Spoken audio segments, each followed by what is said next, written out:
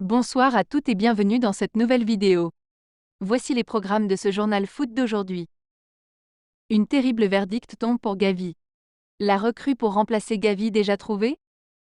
Le PSG annonce la durée d'indisponibilité de Warren Zaïre-Emery et la folle idée du club pour le remplacer. La deadline approche pour les acheteurs potentiels du Stade de France. Pour savoir tous les détails, je vous invite à rester jusqu'à la fin de la vidéo. Merci et bon visionnage. On commence.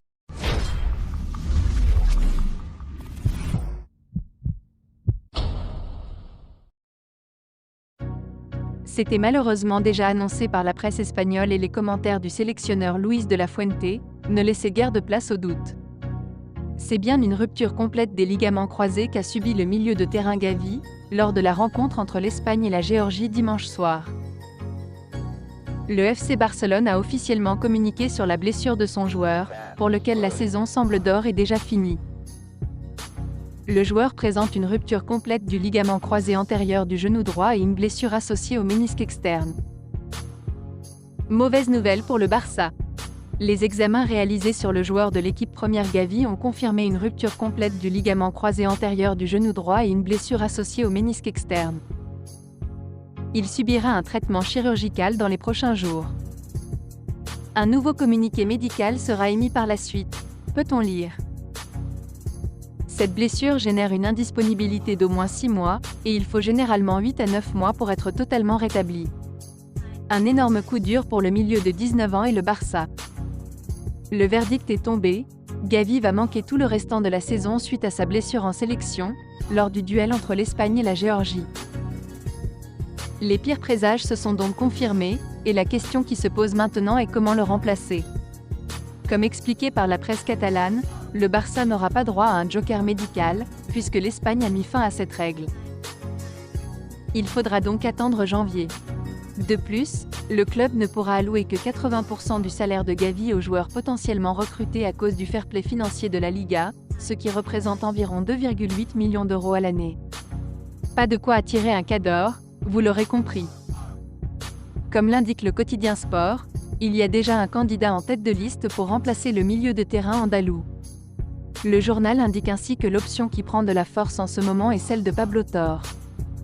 Le milieu de terrain actuellement prêté à Gérone serait ainsi rappelé et prendrait la place de l'international espagnol. Surtout que le club pensait déjà à couper son prêt, lui qui n'a joué que 119 minutes avec le leader de la Liga cette saison. Il serait donc une option à coût zéro pour remplacer Gavi numériquement du moins, puisqu'il semble compliqué de l'imaginer s'emparer d'une place de titulaire directement. Là, des joueurs comme Fermín López pourraient avoir une carte intéressante à jouer.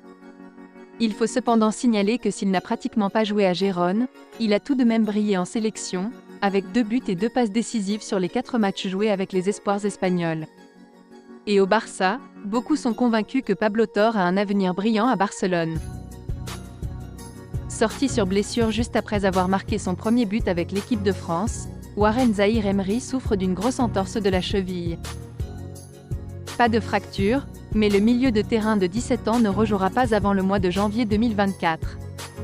Victime d'une entorse de gravité moyenne à la cheville droite, Zaïre-Emery restera en soins jusqu'à la trêve hivernale, annonce le club de la capitale sur son site officiel. Retour en 2024 donc pour le jeune milieu de terrain. La vie sans la nouvelle révélateur du PSG cette saison. Voilà ce qui attend le Paris Saint-Germain pour les prochaines semaines. Convoqué par Didier Deschamps pour honorer sa première sélection avec l'équipe de France lors de cette trêve internationale, le jeune milieu de terrain parisien de 17 ans pensait vivre des débuts idylliques, avant un tacle appuyé d'un joueur de Gibraltar samedi dernier. Auteur de son premier but sous le maillot tricolore, le natif de Montreuil cédait finalement sa place quelques secondes plus tard, victime d'une grosse entorse sur l'action. Remplacé par Youssouf Fofana à la 20e minute de jeu, le Titi parisien manquera d'ailleurs minimum 1 mois et demi de compétition. Un gros coup dur pour Luis Enrique, désormais contraint de trouver la bonne formule pour remplacer celui qui a parcouru 45,8 km sur les 4 premières rencontres européennes, soit le plus haut total de l'effectif. Dans cette optique, l'équipe vous expose durant le week-end les différentes options possibles pour l'ancien sélectionneur de la Rora. À ce titre, et au-delà des considérations tactiques, Fabien Ruiz apparaît sur la forme récente, comme le remplaçant logique avec Manuel Ugarte et Vitinha. Pour autant, si l'ancien coach du FC Barcelone, qui ne se dit pas inquiet en privé, peut aujourd'hui s'appuyer sur un réservoir conséquent pour aborder relativement sereinement les prochaines semaines décisives des Rouges et Bleus contre Monaco, Newcastle, Dortmund, Lille, une autre solution plus inattendue pourrait également voir le jour. Excepté de Fabian Ruiz, Kang In Lee, Carlos Soler, Danilo Pereira ou les jeunes Cher Ndour et Ethan Mbappé pour combler ce vide, l'Espagnol de 53 ans dispose possiblement d'une autre option.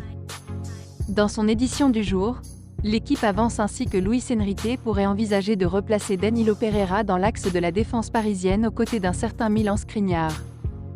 Un ajustement qui lui permettrait alors de faire remonter Marquinhos d'un cran comme l'avait fait Thomas Tuchel à son époque.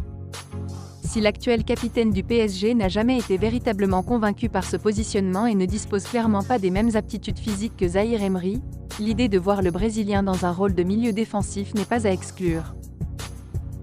Plus encore, l'actuel leader de Ligue 1 décimé par cette blessure importante, pourrait décider de revoir ses plans pour le prochain mercato hivernal. Le quotidien français ajoute en ce sens que les hautes sphères parisiennes d'or est déjà déterminées à l'idée d'enrôler un joueur à vocation défensive, penserait aussi à se renforcer au milieu de terrain l'hiver prochain. Avancé là, et sans le chouchou du Parc des Princes, il faudra gérer au mieux les différentes confrontations en Ligue 1 déplacement au Havre le 3 décembre, ou encore les réceptions de Nantes et Metz le 9 et 20 décembre, et assurer une qualification pour les huitièmes de finale de la Ligue des Champions. Des solutions internes au mercato hivernal en passant par de possibles innovations tactiques. Une chose est sûre, l'absence prolongée de Warren Zahir Emery risque bien de totalement bouleverser les plans du Paris Saint-Germain. Une déconvenue qui pourrait par ailleurs confirmer l'aspect vital de ce dernier dans le collectif parisien.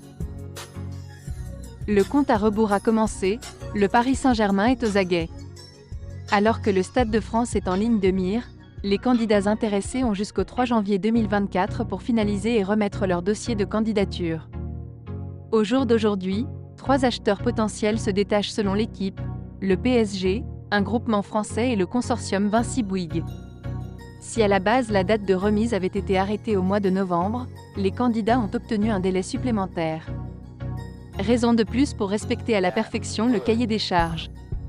Après avoir étudié les différents dossiers, l'État tranchera entre la fin 2024 et début 2025. Parmi les intéressés, le PSG a un plan en tête, faire pression sur Anne Hidalgo, mais surtout un dossier solide puisque l'équipe raconte que le gouvernement verrait d'un bon œil l'intérêt du club de la capitale pour le Stade de France.